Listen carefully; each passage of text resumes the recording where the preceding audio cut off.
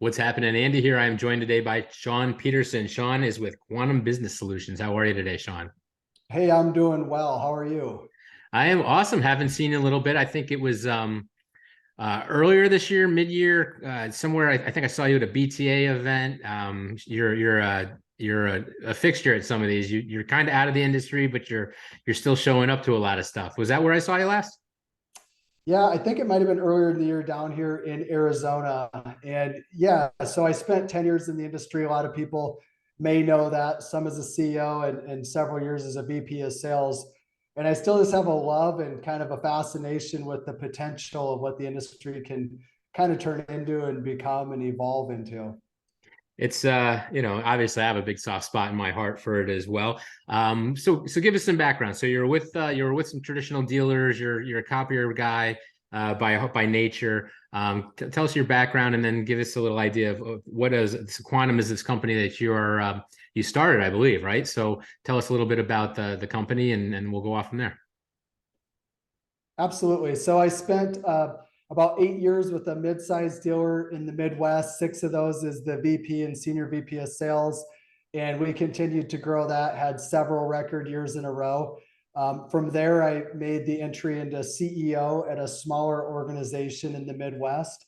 And what I recognized along the way, Andy, was how inefficient the go-to-market motion was within B2B sales, especially, and how slow it was. And so I ended up going on a quest to figure out a better way to go to market and to be able to really create that platform so that your organization could sell anything and it'd be less about the product and service. And if you had a really good and super streamlined go to market motion, you're going to be able to cross sell. And then naturally, what's kind of kept me in this space, we have clients in all kinds of industries, is that exact thing, right? The ability to bring the five key components of what we call the quantum growth model together, which are data, marketing, development, sales, and client success. So we say, who are we targeting? How are we going to attract them? How are we going to develop or nurture that lead? Convert the customer, and then how do we wow them on the backside? And it's on a flywheel if you've seen that type of approach. So that's what's got us spending some time in this space. And we've got several dealers that are clients throughout the entire United States. So you're off to obviously it's a natural fit for you to kind of start in here, and you probably in your past roles, I'm sure uncovered a ton of areas where this type of service is probably welcome and needed, right? So I saw you at BTA. Obviously, you're making the rounds there. American Co-op. I heard you were at that one. So were you presenting at the American Co-op, or did you just happen to be there? Yeah, no, I had the opportunity to present. And so we actually presented on how to create a modern go-to-market strategy. And I try to not overcomplicate it, right? Use lingo or acronyms that are more from the space that I'm in now. But really all go-to-market is, Andy, it's the strategic and systematic integration of those components that we just spoke of, right? So how do we integrate the data in our organization, the marketing, development, which is like SDRs, BDRs, inside sales team, and that client success. And I see a lot of gaps. And so there's a ton of organizations in this space that with just a few changes and movements in that process and a little technology behind it could totally probably 5 times their organization on the sales side. So there's just it's efficiencies by leveraging certain parts of your company and success stories and right. So tell me a little bit more about this. What was the presentation about? What did you talk to those guys about? Well, there's this one map where I basically draw how every single person could end up in your ecosystem. So things like third-party data. So imagine Zoom Info, which we're a partner of. You have things like webinars, paid ads, different campaigns going on. But how do I get people into my ecosystem? Once they're in there and a target's been identified, what do I do to enrich that data? How do I segment that data? Move them through the awareness part of the marketing journey, the consideration part of the marketing journey, right? So there's certain content that needs to happen there. And then as they go into a call being made is what we talk about. So say an SDR picks up the phone and sets the appointment. There's all kinds of call outcomes. So somebody could say, hey, Andy, I'm interested. Go ahead and send me some more information. Well, what would happen a lot of times today is that lead would die and fall off the vine. So we say leave no lead behind. We want to have a systematic approach and a nurture sequence and automation around every single touch point. So any prospect inside of your process right now has something happening to them. And when we're working with the dealers, what they're acknowledging is that's usually not happening. And the scary part, so this is one that'll really hit home. I've got two like real life examples for office equipment dealers here. First of all, think about a concept that we call free billboard space, but the sticker on the front of your copier, something super simple. You got 5,000 machines in the field, 2 people each day see it. So you get 10,000 impressions unique. And you do that for the whole year. So let's call it 2.5 million impressions. Most of them don't even have the other products or services they sell right on that sticker. They certainly don't have a QR code, which you kind of notice in my background, right? Someone can book a meeting on this at any point on YouTube a month from now. And that happens. They don't have any of that sitting there to let their customer know. Every single time they pick up the phone and take a service call, at the end of that service call, they should ask something as simple as, hey, are you familiar with their other products and services? When a form is filled out on the website for a service call, they don't ask a lot of the questions. And then this is the one that always gets everybody to kind of sit back in their chair. So we've got a lot of dealers we know going into managed IT. It's a big area for them. They do network installation forms or install forms where they need to know how to get the copiers onto the network. On that form, let's say it's Word or PDF, maybe they put it into a document management system. If we're lucky, they're going to ask a question about who's your IT contact.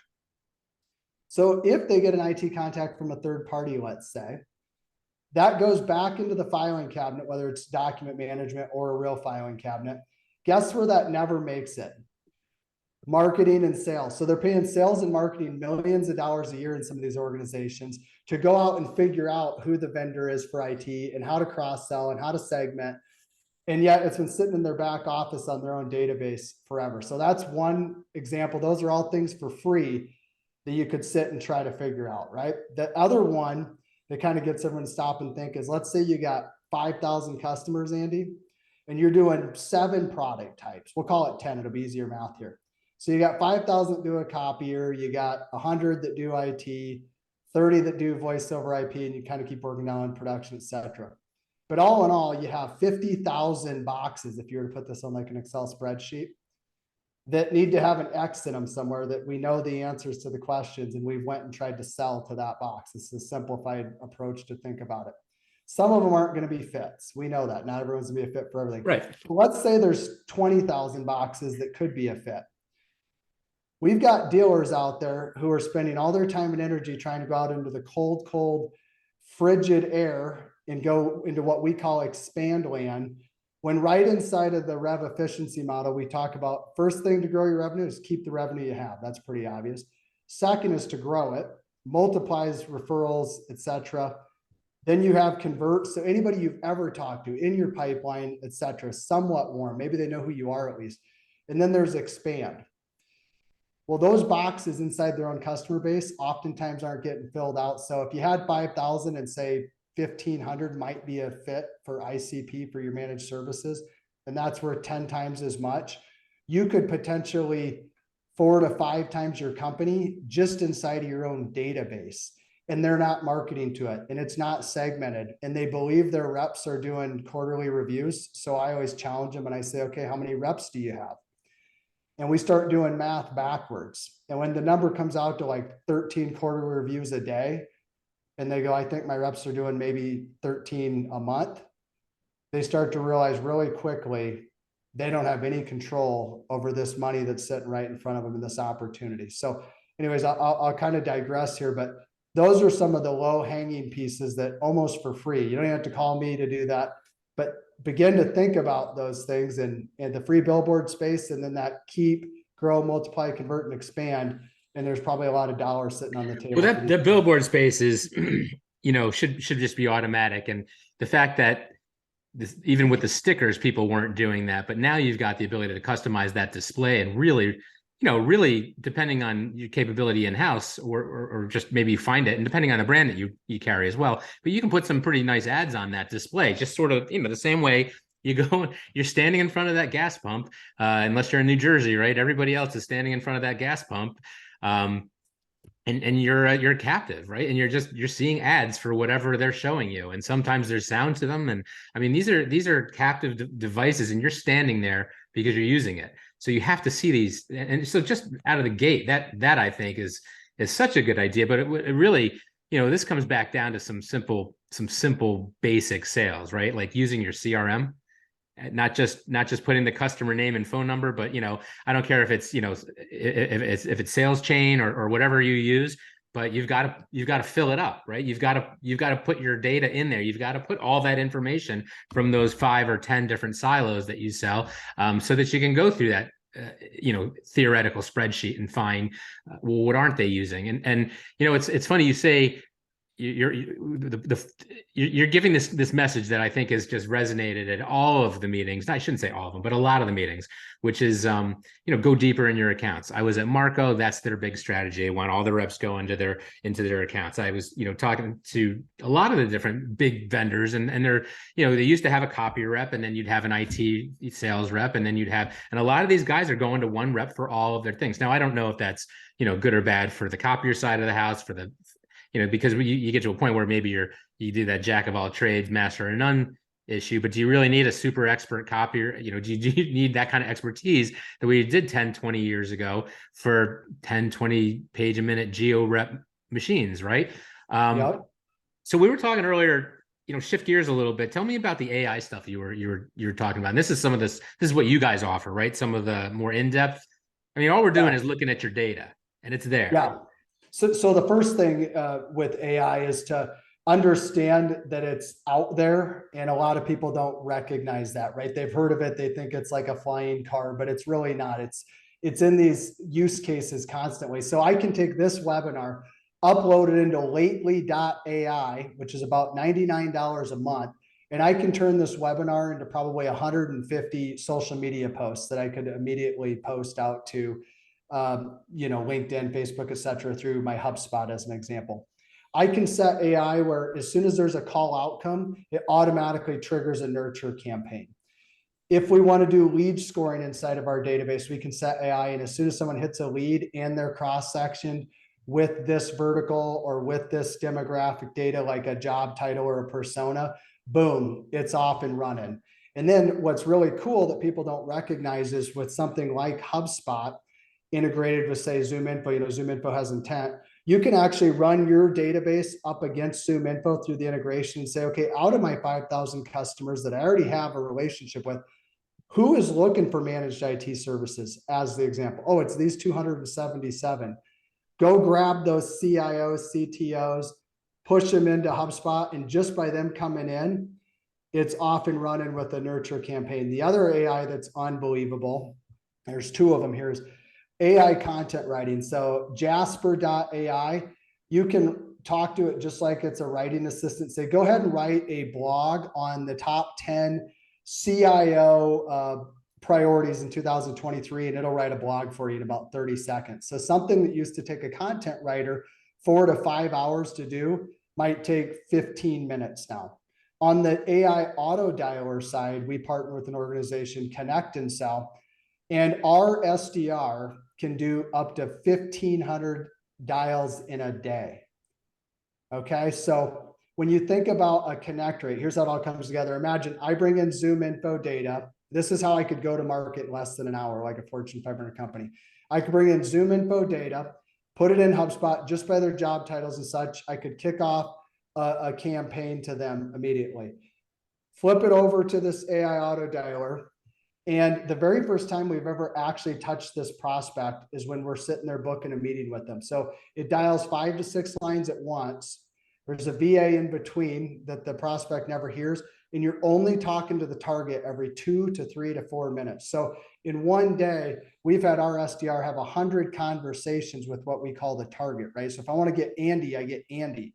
So when you talk about velocity, this is the incredible stuff that's out there. And why I bring up the 5,000 with the spreadsheet, right? That wasn't accidental, is we all believe we're getting in front of those clients, but we're not. And the reason is there's a little bit of a conundrum, is that the reps who haven't always been properly trained and qualified to maybe go out and have those conversations aren't having them. And then the only thing we're doing as an organization is kind of like begging, pleading, trying to change a comp plan and push it through, but we're not really controlling that at the organizational level. By building a go-to-market strategy, I now know that I have an SDR that's going to call on all of those accounts. I now know I have marketing that's going to go to those accounts and be in a targeted way. This blew my mind. We were working with a very, very large dealer. I said, let me ask you a question. So you guys want to cross-sell IT? And they said, yes, sir. I said, if I were to pull up your database right now, 10,000 accounts, we'll just say for round number. How many of those accounts do you think you even have the right contact to sell to in your database right now? Ended up being like 75% of the accounts didn't even have a CIO or a CTO in the database. You know which emails dealers have the most of? The person that places the service calls and who they can send the bill to. Well, no, it's the reality, right? We'll go into databases and they hardly have any mobile phone numbers, which there's statistics that if I have a mobile phone number and I'm just dialing even manually, I can connect about every, say, 5 minutes. If I'm going through landlines and gatekeepers and directories, it's going to take about 22 minutes. That's a Zoom info statistic. So right there, if I'm looking at a pipeline, all being equal, Andy makes 1,000 calls, Shawn makes 1,000 calls. Andy turns 20% of his connections with the right person, right, the target, into a meeting, and all the deal and closing stuff stays the same.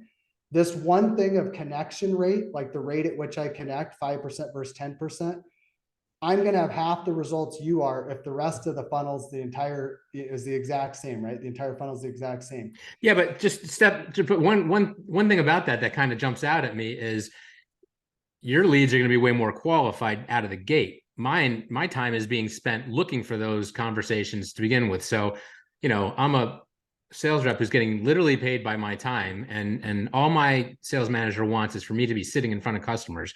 But at the end of the day, he's going to say, how many people did you call? Right? Because he wants to hear I called 25 people, because if I call 25, I'll get one meeting. Right? But this AI, from what you're saying, the efficiency rate goes up because I'm going to sift through a lot of those hangups and those disconnects and, just those walls that I run into. And instead, I'm going to be talking to people who I got through to, right? I mean, you're sell.